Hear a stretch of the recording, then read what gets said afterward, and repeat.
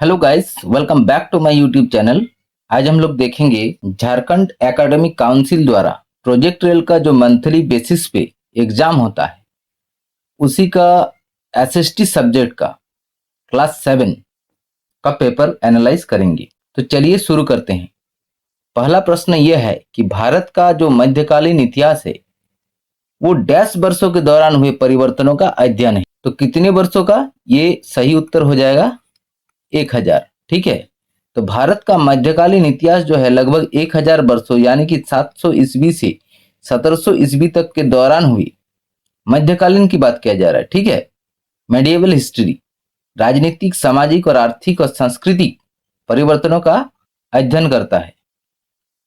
Next question है, मध्याह्न भोजन योजना भारत के सर्वप्रथम किस राज्य में प्रारंभ की गई थी? ये बहुत ही इंपॉर्टेंट क्वेश्चन है। सही उत्तर हो जाएगा तमिलनाडु। ठीक है।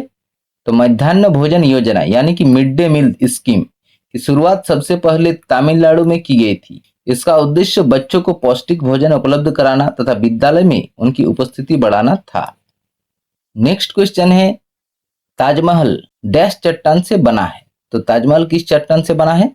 यह हो जाएगा कायांतरित चट्टान।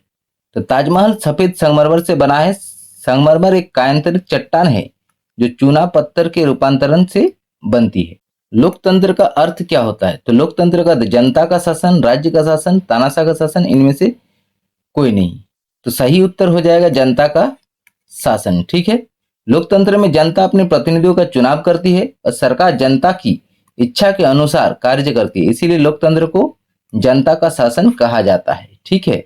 दो प्रकार का शासन होता है, एक होता है लोकतंत्र, ठीक है, यानी कि डेमोक्रेसी, और एक होता है राजतंत्र।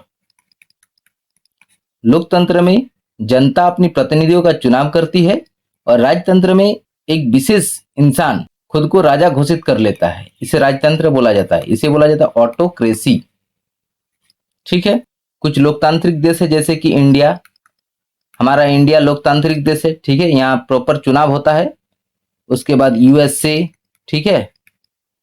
अगर राजतंत्र का बात किया जाए तो सबसे पहले चाइना का नाम आता है, एंड देन साउथ कोरिया, और भी बहुत सारे ऐसे देश है। ठीक है।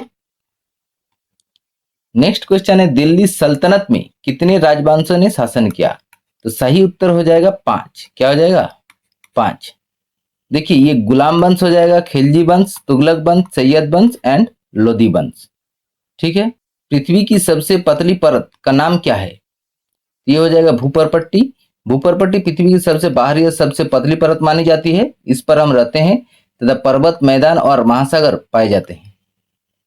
नेक्स्ट क्वेश्चन है, दिल्ली को राजधानी बनाने वाला शासक कौन था? तो इसका सही उत्तर हो जाएगा अनंगपाल तोमर। तोमर वंश के शासक अनंगपाल तोमर ने दिल्ली को अपनी राजधानी बनाया था।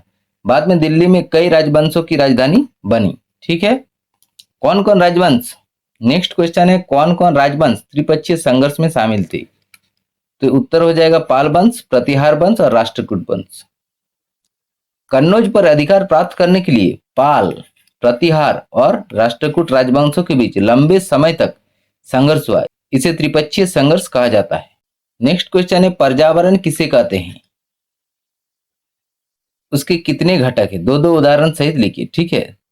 तो देखिए, हमारे आसपास पाए जाने वाले चारों ओर के आवरण को क्या कहा जाता है? पर्यावरण। ठीक है। जैसे कि सभी जीवित और निर्जीव वस्तुओं के समूह मिलकर क्या बनाते हैं? पर्यावरण बनाते हैं। पर्यावरण के दो प्रमुख घटक है। क्या क्या? जैविक घटक और अजैविक घटक। जैविक घटक क्या क्या होते हैं? ये जीवित वस्तुएं होती है जैसे कि मनुष्य, पेड़ पौधे। ठीक है। और अजैविक घटक ये निर्जीव वस्तुएं जैसे कि जल, वायु, मिट्टी। ठीक है। तो जैविक और अजैविक घटक मिलकर क्या बनाते हैं? पर्यावरण का निर्माण करते हैं। दोनों एक दूसरे पर निर्भर रहते हैं। ठीक है। नेक्स्ट क्वेश्चन है, विक्रमशिला विश्वविद्यालय की स्थापना किसने की और क्यों की? तो विक्रमशिला विश्वविद्यालय की स्थापना धर्मपाल ने की थी। बौद्ध धर्म की उच्च शिक्षा को बढ़ावा देने के लिए, विद्वानों और छात्रों की गुणवत्तापूर्ण शिक्षा प्रदान करने के लिए और नालंदा विश्वविद्यालय के समान एक महान शिक्षा केंद्र विकसित करने के लिए। तो विक्रमशिला विश्वविद्यालय प्राचीन भारत का प्रसिद्ध शिक्षा केंद्र था। यहाँ देश विदेश से विद्यार्थी अध्ययन करने आते थे। यह बौद्ध शिक्षा और ज्ञान का प्रमुख केंद्र था। तो आई होप आपको ये वीडियो अच्छा लगा होगा। अगर वीडियो अच्छा लगे तो वीडियो को लाइक करें, चैनल को सब्सक्राइब करें। तब तक के लिए धन्यवाद। जय हिंद।